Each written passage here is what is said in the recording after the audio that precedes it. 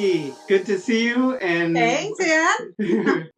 congratulations. Great to see you. Woo! What a great start to the weekend and start to the new year. Yes, Mardi Gras time, baby. Yes. Really good. I took a screenshot of that and I sent it to the crew, and we all loved it. I showed my wife too, and I'll probably end it. And you know how I end the episodes with like some positive stuff? That was the best line when you said, it's Mardi Gras over here. So that's great. You look great. Loving it. I feel like I lost 100 pounds in 30 seconds. It was awesome. Congratulations. Like a minute. Congratulations. Yeah, it was great. Start off with background of how we know each other. I guess from what I remember is you got the app, and this was the early version of the app that was like an essay, just the essay part where it broke down everything. And this version is the best though, because look, I passed the bar. So there you go. Thank you. What law? I went to Taft Law School. So I went to school online. My kids were athletes, so I spent a lot of time on the fields with them.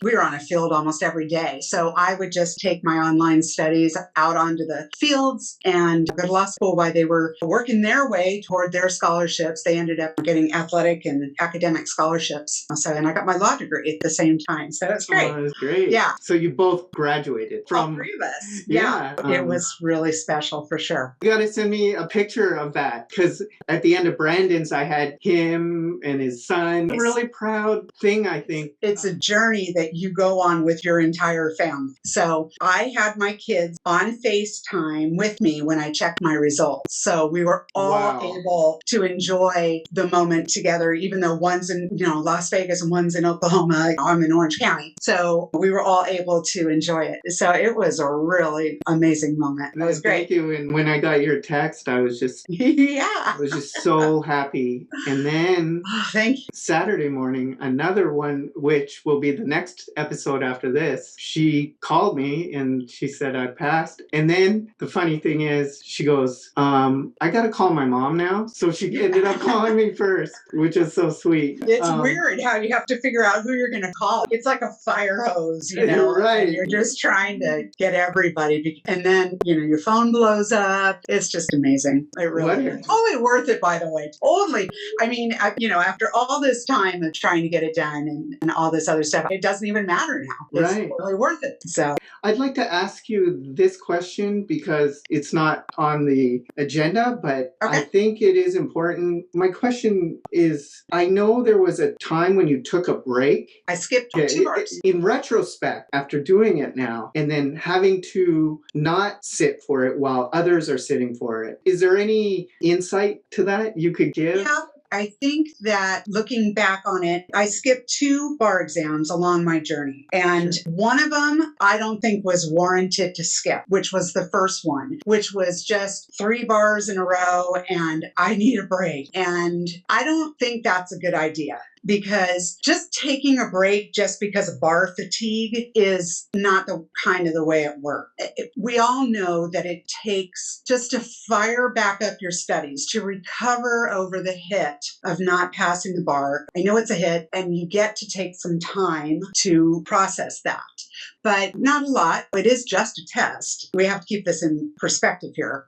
And even though it consumes our lives, and I get that, it is a test. So we get to kind of do our processing, and then you do get to kind of rest for a little bit, and then you've got to dig. I always said that I had to pull from my toes to fire back up my studying, because it seems so awkward and so clumsy getting it going again, getting into that rhythm. But once you're in the rhythm, you're going and you're doing it and all that other stuff. But the whole point is that you just have to start. And that's the whole thing. The second one that I skipped, I had some family issues that were overwhelming. So there's certain situations where, as far as bar fatigue, I don't think skipping a bar is the way to fight bar fatigue. I just don't. Now looking back at it. I agree with that notion as well. Unless there's some kind of like family tragedy. Yeah, right. I mean, really big stuff.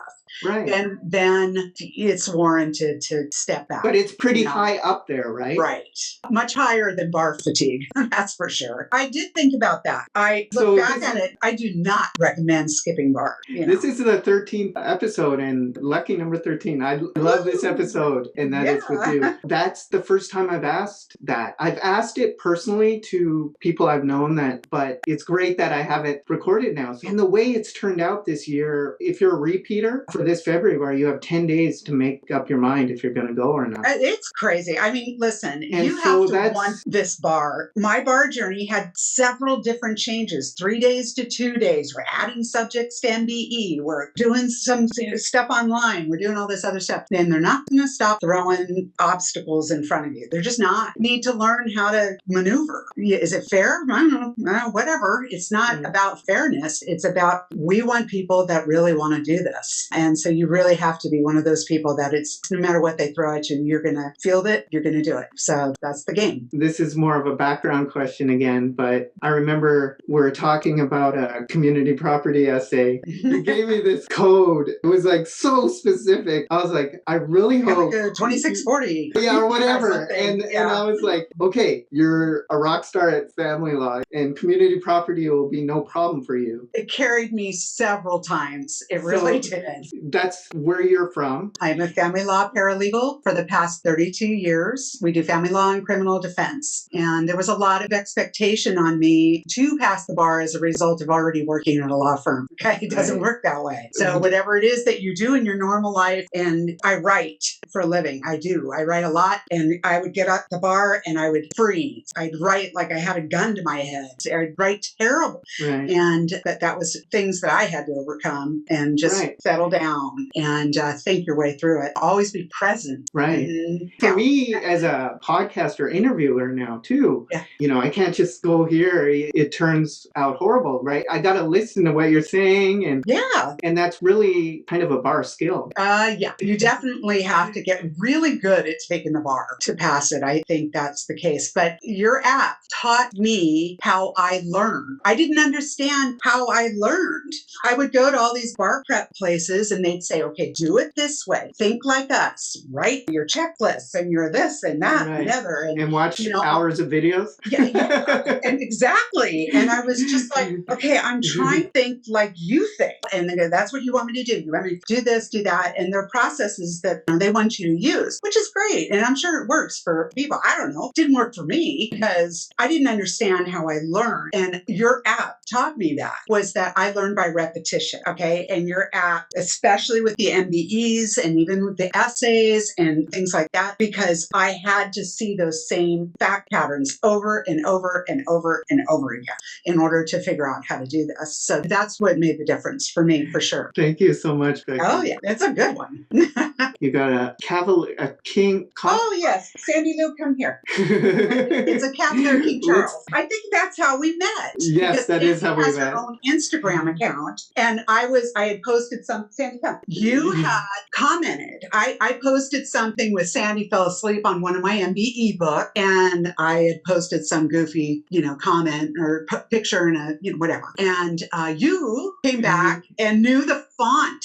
Right. That was the beginning of all this. Lifelong friendship. Yeah, there's a absolutely. movie. You didn't by any chance see Tenet, did you? I keep on asking everyone if they saw Tenet. Forget it. No, is it something I should see? Well, people are saying it's one of the best movies of 2020, but there's this scene, okay, spoiler alert for everyone, including you, but there's this scene where two characters, they say, we have a lifelong friendship. And that's what I've been saying when I ask people if they've seen Tenet. That's what I want to say is now we have this lifelong friendship. Absolutely. You were my foxhole, Right. We're in the trenches and we were digging and scrapping and balancing family and jobs. And, oh, by the way, you got to study for the bar. Right. And you were just such a great leader and just inspirational because there was a couple of times where I had COVID this year. That was the other thing that threw me was I was in the hospital in the first part of July. And so that kind of screwed me up. And in fact, I was thinking about skipping the October bar. Well, I was in the hospital going, well, I can't take the September bar because after all, I'm in the hospital. I was so worried about you because you were going going at a good clip through and all of a sudden you just stop. I didn't hear from you or anything. I was so worried. I even messaged your niece.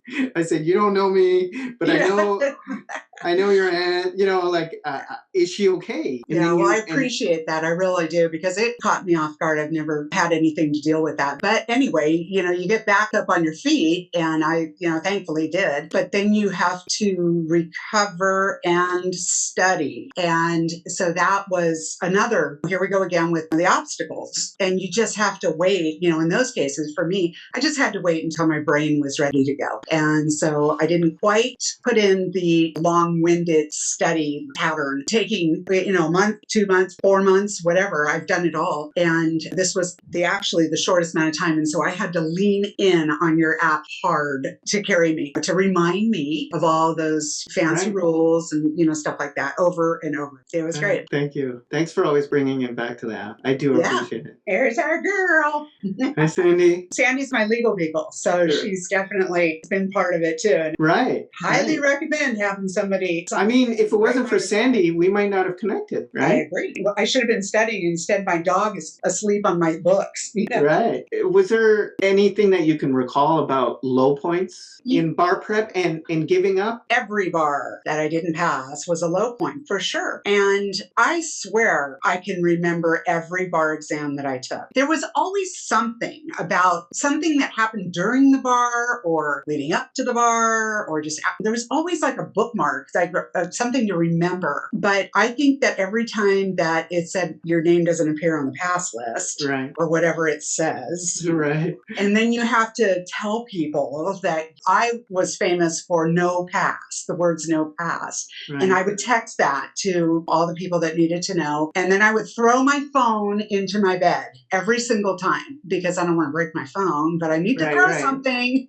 And I hated sending that text. I hated it. And it was hard, but people needed to know. And the faster, the better, so that, because people respond, bless their hearts, of course. They're trying to be sympathetic and nice and helpful and all that good stuff. And I hated people feeling sorry for me. I really did. And I didn't want to put them in a position to do that. So every bar that I didn't pass was a low point for sure. But you process, you give it the time, you figure out what you do, and you don't skip the bar. You just reluctantly sign up for the next bar, and you just keep falling forward. That's it. You can't fall backwards. You got to fall forward. And it doesn't matter how clumsy it is or how ugly it is, whatever, it just doesn't matter. I'll always forever remember when you messaged me and said, saddle up and go again. Yeah. Time to saddle up.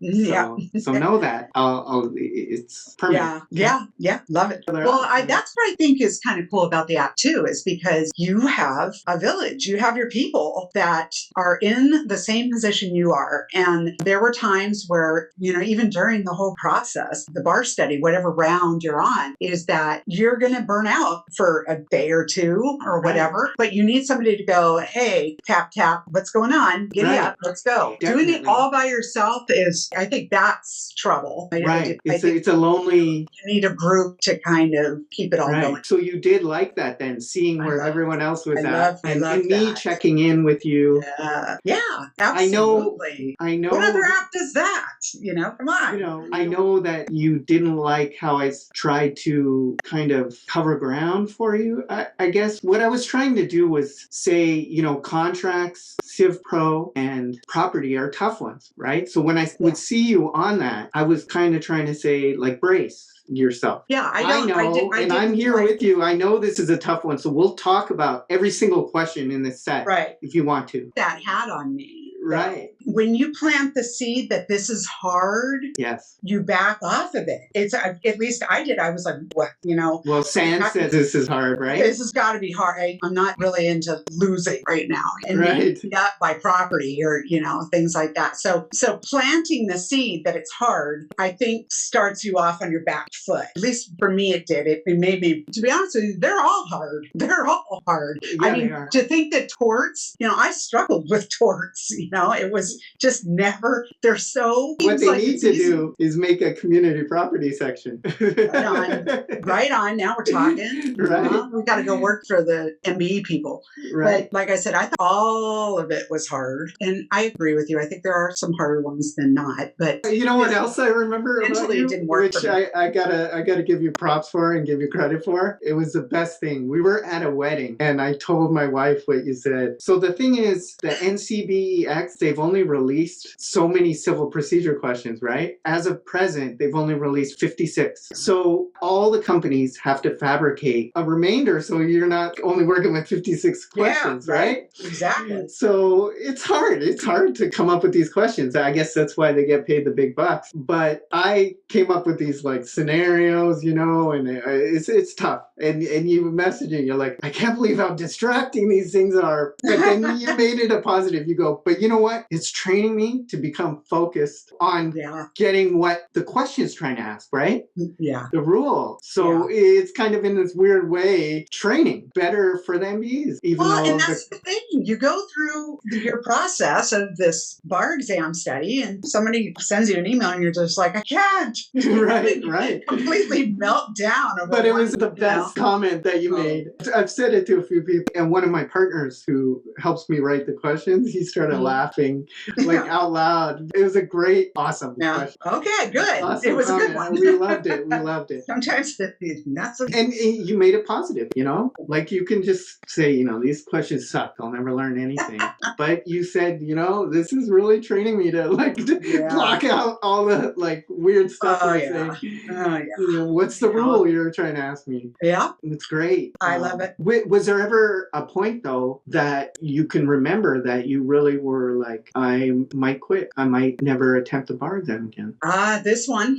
I don't know. I just got tired of the bar changing how we're taking the bar. Not only do we need to learn the material better, but we needed to learn all these new tricks in order to take the bar. In order, you know, whatever. We had to process something different, it seemed like. And this particular one, I was like, you know, where are we going with this? And then I was still recovering and all that other stuff. So just to be clear, were you going to say, I'm not going to do October and never again? Or was it... Well, like, what was the actual dilemma? My kids got tired. My kids were starting to worry about me because I'm 55 years old. So I'm happy to say that. And my kids were like, you know, Mom, you're a paralegal and you've been a paralegal for a long time and you could probably find a job anywhere outside of the state of California. You know, you could go and be a paralegal in Oklahoma or Nevada or, you know, whatever. And have a big house for $200,000. Right. And so they were like, let's just call this your last bar, okay? I said, okay. I may cut in the David Goggins snippet that I sent everyone right after the bar, and it was about unfinished business. Mm-hmm. You replied and you said, thank you, or something, you're great, to motivate us to keep going. Yes. And it's... So, Mom, on my way back from Moab 240, had a lot of time to reflect on our conversation we had before I left when I was getting my knee drained. You were talking about, it's time to hang them up. You're 45. You got bad knees. You had a good run. I almost listened to you. But the one thing about me is that when I have unfinished business, that shit fucking haunts me. So I went out there, and I was getting ready to finish. My pacer Casey asked me, how are you going to recover? At the time, I was running about a 9-minute mile, about 2 miles to go. I looked at that motherfucker and stopped and started walking. And I said, I'm recovering now, motherfucker, because tomorrow I'll be doing it again. So I ain't hanging him up today. I think getting back to that and what you're saying now, it's this thought of if you did do that, if you did hang up the bar taking boots or the gloves, or so to speak, would that be one of your biggest regrets of your life? Absolutely. Right? Absolutely. It's not the lesson I wanted to show my kids. And I actually told them that, both kids, I called them individually and told them that, listen, there are times, you know, to answer your, do you want, you know, were there times you just said no more? The answer is Yeah. Right.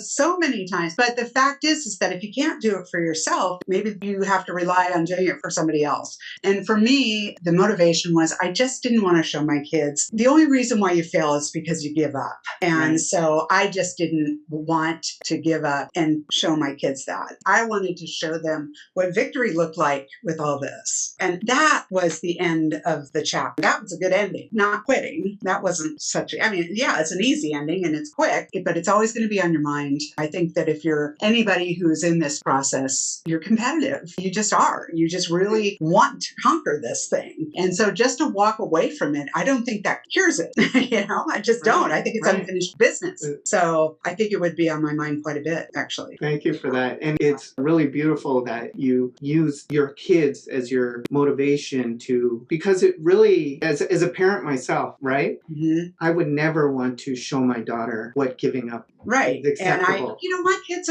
they've graduated college, they're very employed. And people have these like underhanded comments like, doing the same thing again is insanity. Oh, Albert Einstein. Yeah. So it just drives me up the wall. It's like, no, you're getting me. I don't know. I mean, I agree. I don't want this to go off the rails on, No, but I do think that you have to examine your bar studies. I think you have to make sure that your materials are current and things like that. And I think you have to find out what works and what didn't work. Understand that, right? So when you said you were using the app, that was the one thing that was consistent, because I consistently saw my MBE score rise. Right. And before I started using the app, I went a couple bars without it moving. And then people would be like, well, maybe you should do better on the MBE. And I started your app and you saw it. I remember you said, I can't believe you've done this. I get MBEs. And for you to pass this time, you're very good at MBEs. I know it's undeniable. Anybody who passes is a good MBE person. I think it's BS personally that you can just pass on writing alone. No way. I don't throw that in there. I think that PR, I think they grade that harder. So I think you need to really put up a good PR exam. Yeah. Right. Which I do plan to, for a future, it's really about money, is I'm going to license the NCBX MPRE questions and have that like a section. Oh, good idea. Maybe in the next year or so, and then you can work that into the system. Yeah, absolutely. And you could be very strong at PR, which means you'll be strong at a PR essay, right? Right.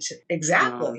So yeah, that's just to give a preview to everyone that's all right, what's coming? Yeah, it's coming. That's great that you didn't give up and you did it, and we're here today. I am overjoyed. So I guess we talked a lot about things to help you pass, like understanding why something doesn't work, why something didn't work. Would you say that this time the MBEs were something that you looked forward to? Absolutely. In fact, I finished early. In my opinion, now that they pulled off this online thing, I don't think they'll ever go back to the convention center thing again. Probably never. not. This is so much easier. It was okay. As a bar taker, it was okay. I always had trouble with the laptop anyway. It's like little tiny keys and you're over here, like a squirrel doing your thing. So I always had an external keyboard. I bought the same keyboard that I had at work. And so I duplicated my work keyboard. So it was the same touch and the keys are in the same spot, and all that stuff. And then I had an external mouse and all that other stuff. So all I had to deal with was the screen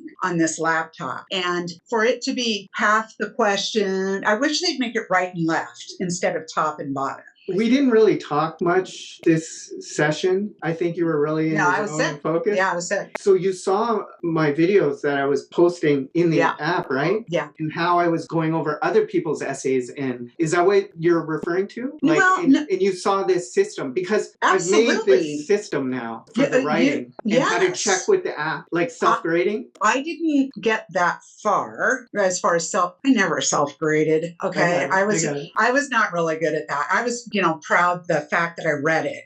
I was like, okay. And that's where I learned the most. That's why the essay portion of the app was so great, because I think you get so much more benefit from reading an essay fact pattern and seeing how to answer it. And here we go again with the repetition. So the repetition was super helpful. That was really over good. And over again, but they make little adjustments, and it's really, that's a standardized test, right? If you can break that in terms of understanding the only certain ways they can give you Henry and Wanda, education comes up once in a while. Sometimes they're married in another state, or right. But once you get it contained, right, then you've got it. The biggest thing is that you don't want to. Let me tell you, there was times I would look at an essay. I had never seen anything like this essay. I remember, and froze. And when you freeze for 5 minutes on the bar, it might as well be 10 days, okay? Because it's 5 minutes of freezing, and sometimes it was even 10 minutes. I froze. And I just didn't know what to write. I didn't quite understand it. And this particular essay was an insurance policy. It was a contract, but it was an insurance policy where the guy had the kid in another state, and he didn't tell the insurance company that the kid was, whatever. And so I'm like, insurance? What subject is insurance? I don't know what insurance is. Usually we're buying and selling stuff and, and all that. Right. And we had this insurance policy. UCC, right? Like, I didn't pass it because I didn't know what it was. I really didn't. And only later did I figure out that it was like a misrepresentation type of contracts essay. And so I think that was, again, that was before the essay portion of your app. And so there really wasn't, by the time I was, this part came around, there really wasn't a fact pattern that I hadn't seen or, at least read. Or not being blindsided. Get to this outer limit, it becomes less that's outside of what you've seen. This is not infinity, okay? This is not, there are boundaries to this thing, and you can reach out to all the boundaries. You can study enough to actually cover this. And it does, that's what I thought. I thought it was just went on forever. Oh my God, I'm never going to learn all this stuff. There's no end to it. But actually then you start going, oh, you know what? I've seen this one before, and oh, I've seen that before. The other thing that I wanted to mention is that the thing that I really kicked myself is when I failed, it was procedure, Fourth Amendment, and I failed the same fact pattern twice. It was a searchy, overhearing. Usually it was the overhearing. This particular one was the lady in the phone booth made his way into some lady's house, and he's using the eavesdrop stuff. Right. All this other stuff. And that was another one I froze on. Is it Fourth Amendment? Is it Fifth Amendment? What is it? Right. And so I sat there and I was like, well, she's talking. And so I thought, well, so I got screwed up on that. But I had failed another Fourth Amendment, same thing, where the cop had saw something through the front window and decides to sneak around the back, and then he overhears something. So I failed that essay twice. That's the stuff. You shouldn't fail the same fact pattern twice. And I did.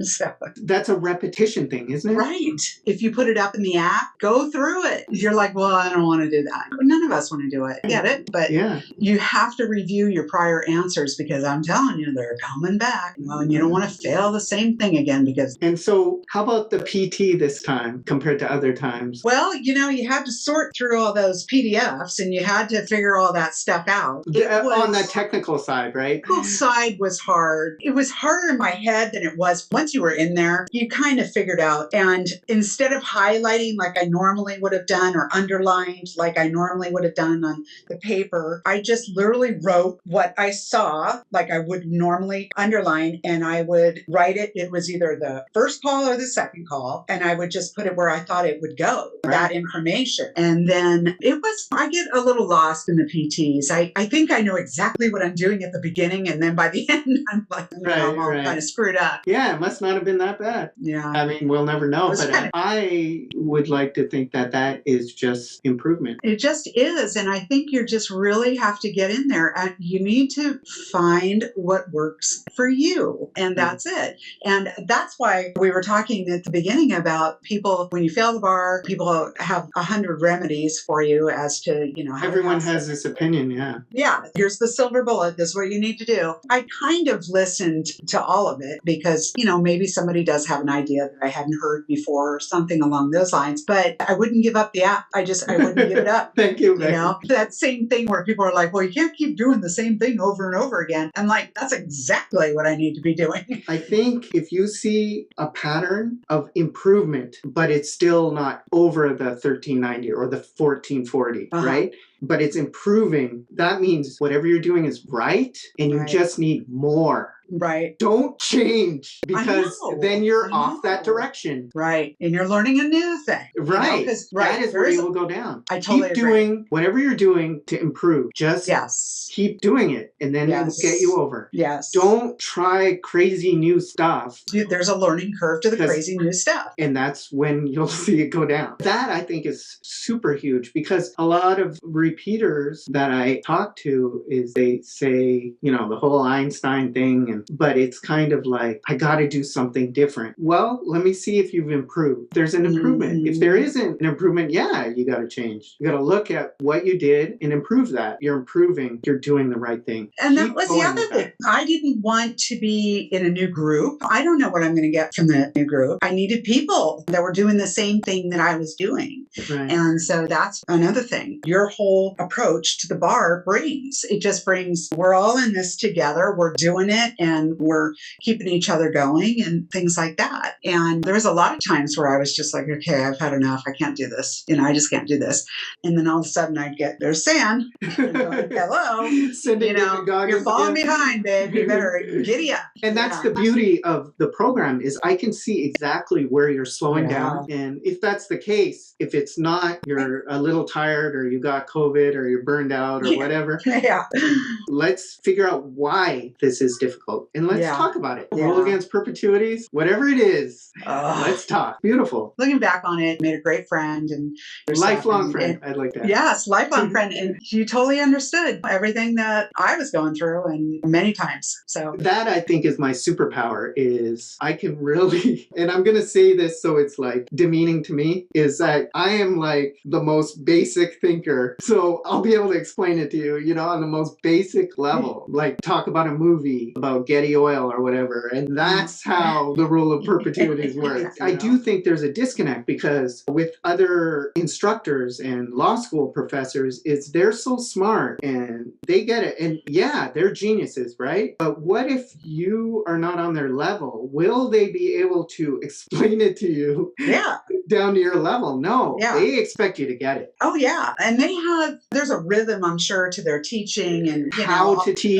and teaching strategies. But right. And so in the bar, with all the changes that have been going on, we all needed to kind of figure it out. So there wasn't any one approach that you could take to the bar over and over and over again, because you had to learn new tricks, and you had to, and still understand the rap rule and all this other stuff. At least for me, that was one of the problems that I would have with bar prep companies, was this is our method of teaching, period. Right. No matter what's happening, this is how we do it. They bring in these super world-renowned teachers that are like, they were great scholars, beautiful minds. They're writing amicus briefs to appeal all this stuff. And it's like, they're super smart, but when they talk in such a way that it takes a while to figure out that approach doesn't work for you, because they really make it sound like, because they are so smart, because of the way that they're presenting it, you're just like, wow, this is the person that should be teaching me. But the fact is that method in general did not work for me. And again, I didn't understand that until I started using your app, that repetition was what I needed. I didn't need a scholar. I needed a repetition. I needed to see it over. Unfortunately, I had to, because I did other apps along the way, and I paid big bucks for these MBE apps, and I would go through every one of them. I did every one of them. And I'd be done and my MBE score would go down as a result of doing this. Why? Because there was no repetition. It was one and done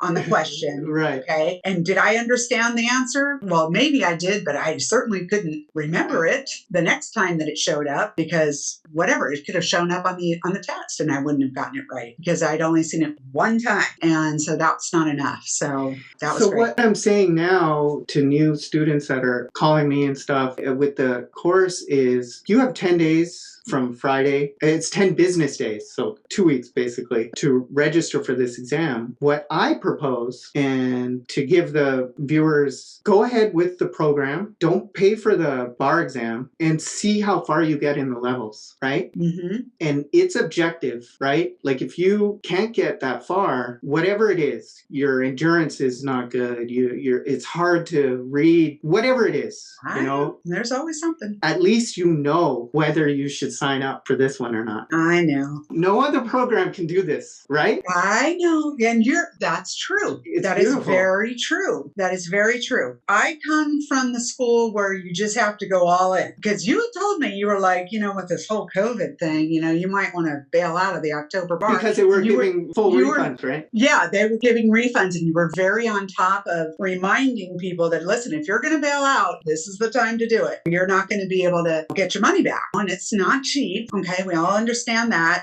but the fact is that I really didn't start studying until the money was on the line. So I needed the drop the credit card thing. Well, let me tell you this. This is super interesting. Out of the group, basically, you two, and this is the super interesting, awesome thing. There's 7 levels. You and the other person made it only to level 5 out of 7, and you 2 passed. Okay, I love that. And that was me doing the best I could. COVID and everything, right? Situation. So what I'm saying is maybe if you're a strong writer, right, which you are obviously, and I told you that in the beginning because I would look at your scores and I'd see a 70, 75, whatever, right? Yeah. You can probably correct me. I got an 80, but that's fine. No, never. You're a strong writer. As long as I see something with a 7 in the front, you're good enough for writing, in my opinion. Yeah, I agree. So we don't need to practice on the writing that much because if you know the rules and or you have that repetition of how the essay should look, you're good. You'll get a 70. So it's something else we need to work on, whether it's MBEs, right? Which you always. And so you get to level 5. This other person got to level 5. And I was worried for you two. You know what I mean?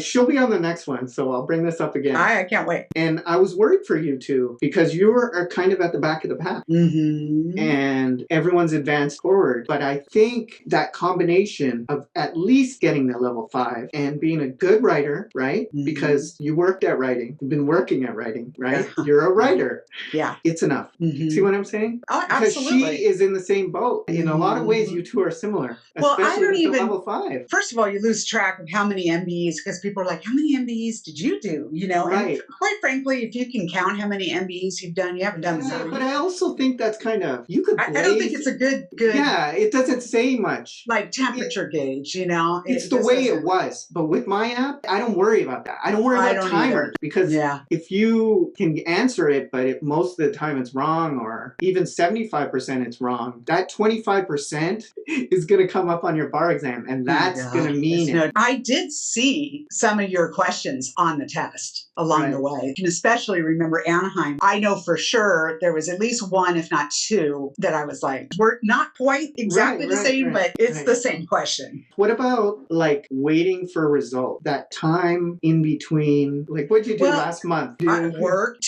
I'm a worker bee. So I have a full-time job and then I do some little side work stuff, all that stuff. So I worked and talked to my kids and things like that. So it's as soon as the bar is done, it is life back to normal. And everybody is so happy when it's done in my family because I can re-engage because my family has been so supportive of every time that I'm in my bar studies, that family business, just managing an elderly elderly mother. I have siblings and we have events or whatever. And my family was super supportive and like, no, Becky's studying and just let her be. And we'll just do it. We'll cover her, it's and she doesn't have to participate. Family endeavor. Like, it's a support endeavor. Absolutely. Absolutely. It wasn't just me. It was absolutely, my family was instrumental in helping me. And they were all, whether it was helping me pay for some bars along the way. I mean, people were like supportive in that nature. My sister, she was just fantastic. Love her. As far as just giving me the time and the space and concentration and focus that I needed. So as soon as the bar is over, then you're just like, okay, well, now you re-engage with all these people. People want to see you and talk to you. And before COVID, it was go out to dinner and have a couple cocktails or,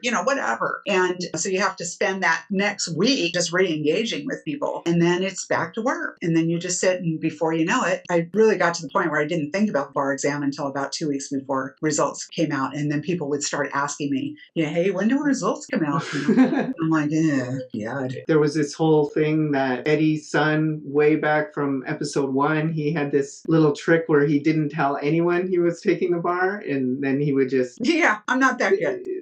Okay, so you never... I'm not that good. Everybody knows what I'm doing. Okay. I was just wondering how... Well, and I work at a law firm too, so I had a lot of eyes on me that were just like, hey, giddy up. All I'm going to do is switch desks. I'm going to go from a paralegal desk to an attorney desk. And so I did. I had a lot of eyes on me that, were just like, wow, we thought this was going to happen a little sooner than it did, but who cares? It did. So here I am. Was there any negativity at all from anything you can remember you want to share and tip on how to deal with it? I think that if you have something negative going on in your life, trying to ignore it, manage it, or deal with it while you're studying for the bar is not good because it really takes up a ton of headspace. You don't even realize how much headspace that it takes up dealing and managing that negative situation. So I think that's everybody's personal thing. They just have to figure it out. Ultimately, when you get rid of these negative things in your life, you freeze up your headspace and a lot of good things come to you as a result of it. But I think that when you have negative things going on in your life, a lot of people see it and you don't. So I think it takes a little while for you to figure it out. And so once you figure it out and you have the courage to confront those things and stuff like that, then it's great. But it's just a personal talk about, that's just part of your journey, is having to figure out that that is an issue. Right. And then all of a sudden you're just like, oh, even though everybody else saw it, you didn't see it. I had no idea how much headspace. I've been learning, I guess they call it cognitive overload. It takes up space in your head. They have this kind of cool kind of saying that it lives in your head rent free. But yeah, I think just dealing with that, right? And getting it out of there, or at least knowing that it's there, cover it because it will really mess with you, right? That takes a lot of energy to do that, just to try to manage that situation. And then you're over here trying to deal with the bar exam and your job and your kids or whatever. This is not, if you're just taking the bar, that is fantastic. I know a lot of people that were lots of things up in the air, managing all these different things and studying for the bar. So if you can knock one of those things out, and it's just that much more how open I was to a lot of things once I got rid of that. Is there anything you want to say, open kind of question, to someone who's studying for this February exam, whether they're a repeater or they're first timer? It's part of their journey. Everybody has a bar journey. And I really think that the more you think about, you can't really put one foot on the boat and one foot on the dock. You just got to really dive in and just commit. And even though you may feel over your head, or it doesn't, we all feel like that. So you're not alone, and you never really feel totally prepared. You really are looking for that feeling that I'm ready and there isn't anything that they could throw at me that I wouldn't know. And you never get that feeling. But I liked that feeling because it gave me something to chase. I am competitive. And so I always needed some reason to keep going. And I almost started studying. Bar passer. Who knew? Right. Yeah. So I think that's it. You're all in, buy the app and just go. Don't think about it. Stop thinking about it. Don't overthink. It's It's easy to overthink. I think action is better than thinking. Thinking doesn't do it. You have to dive in and just really get going on this thing. I kind of like that the bars, if I didn't pass this time, I think that I still have residual in me left over from the last bar. So it wouldn't have taken as much to fire up my study and get into my rhythm for this. So I kind of would have liked it, actually, to have it be so close. So I don't think there's ever been two bars this close together. And so there's opportunity there. You really got to grab it. And what do you think of this? Because you know intimately how this app works, come up with this idea. Since we're so close in the whole 10-day thing, I was thinking to not take anyone on for the February, no new people for the February exam, right? Because it is so much work that the MBEs level. I don't know how you do it. But they have 10 days. So if they make it within this 10 days to level 5, and then they can practice writing for the rest of the time and continue with the levels up until the 23rd. So it'd be 23 days. Okay. Then they should register and go for this one. What do you think of that? We're both agreeing that it's going to be a huge challenge for people, right? It is. So, there's no doubt. So for the remaining 2 weeks, they're going to have to get to level 5. So complete all of level 4, and then they should register. That's the challenge. Okay. And the idea that I have, if you're only to level 2 or 3 by February 1st, or when the 10 days is up, you're not going to be able to get your MBEs up there, right? It's objective. Stan, I think that any MBE work is good MBE work. Okay. I don't think there's within the app. I agree. Right? Yeah, with your app. Here's the thing. I thought level 1 was so fun. Level 2 was even fun. Yeah, it's like, okay, I kind of got the rhythm, so level 3 starts to kind of slow down, a little bit. Level 4, the fun times. You're not, now, oh, you mean this is work? I get it. I don't think telling people that if you're not at this level, then you probably shouldn't do it. I think get on the app, just dive in and just do as much as you possibly can do, leading up to the exam. I was doing your MBEs the morning of the exam. Okay. I was doing them. I want to remind you, for you in particular, I knew that you got to level 4 for that July exam. So you got only to level 4. You were like midway in level 4, and you were 25, 30 points. I did probably the best MBE score that I ever put up. Right. That's when you made me over the moon, because you said, Sam, snap out of the 30 point or 25 point or whatever you got. You were up there. You go, snap out of that. And you go, look at my score. I gained whatever. Oh, yeah. It was. There was a major jump in my MBE score. So all my other writing stuff, there was always one essay that tanked, brought my score down to whatever. I was always 20 points out. But my MBE score consistently went up. It did. And it for sure went up this time. Yes. For sure went up this time. Well, you're a level higher. I felt very, very comfortable with the MBE So that's system. why I wasn't that worried about you. Do you see what I'm saying? Because I know you. And that's why for somebody I don't know and I just meet and they're saying, Stan, I want to sign up for your program with this app. This will be our gauge. You know what I mean? You don't have to convince me how you are. I just think that everybody should sign up with the app. That's what I think. Thank you for that. Okay. I don't care where you're at in your bar study cycle and things like that. There is nothing but good that can come to you by using this app. It's one of those things that even if you're late and you're not where Sam thinks you should be, because you have a gauge as far as if you hit this level, then the chances of you passing are higher and things like that. And that's the carrot that you throw out there, and people need to go track it down and work on it. But everybody should just grab the app and just sit, because I used it everywhere. I get my hair done, I'm using the app. Chatting with people on the phone, I'm using the app. It was just so great. So I really am one of those people that I don't think there's ever too late to grab the app and just start working on your MBEs. I think that is the name of the game. 50% of your score. And the crazy thing to me that boggles my mind is you're doing exactly what you're doing on Wednesday for the whole day by doing the MBEs here. Yes, why not do that? I mean, why watch a video? Why? Yes. outline. Why don't you just do what you would do on this day and get good at it? I agree. Because you'll be good at it. And you do. You need endurance to do that. You need to be sitting down, pounding out MBEs on a very consistent, long-winded basis. Test day, finish early. I just really felt extremely comfortable this time around with my MBEs. You've been doing it, right? Yeah, because I don't think my writing score went up. I think my writing, it got better. It certainly got better in that I got more comfortable. So I don't think my writing went up that much. It was the MBEs. So I give it all to you, my dear. Thank you. All to you. Yoda. I called you Yoda all the time. And now there's a baby Yoda. Go get your daughter. We'll call her baby Yoda.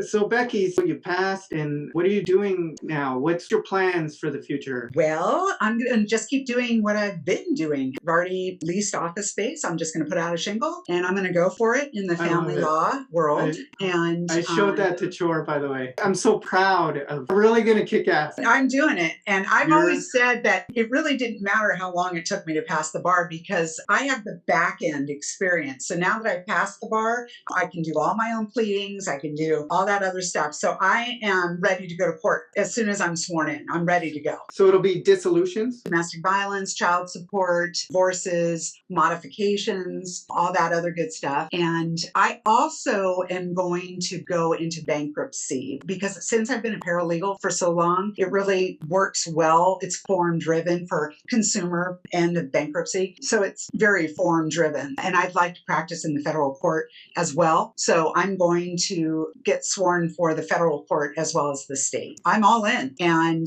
I'm going to be the oldest new lawyer on the block, but that's okay. Well, I have an accounting background. So I came into family law. I was doing accounting before I did family law. And so I came into family law. And as it turns out, yes, custody and visitation, that's all part of it. But it's also an accounting function, dividing up people's estate, their marital estate, and coming up with an equalization and child support, spousal support, and all that good stuff. What did you think about the Business Association's essay? Yes. It was about dividends. I thought it was very standard for a corporations exam. All of the fiduciary duties and business judgment rule, all that other stuff. I thought it was pretty standard for a corp exam. I was happy to see it. Very happy to see it. I'll tell you the one I screwed up. I think it was actually a property exam. The guy that had given the one property to his neighbor or brother or whatever it was. So, okay, fine. But then there was that one sentence in the essay, that one sentence that just said the guy had set up tents or did something and it went over onto his property. So everybody got that it was TRO, kicking off the tent off the land. But then I screwed it up on the bottom. I think I even forgot somebody. Right.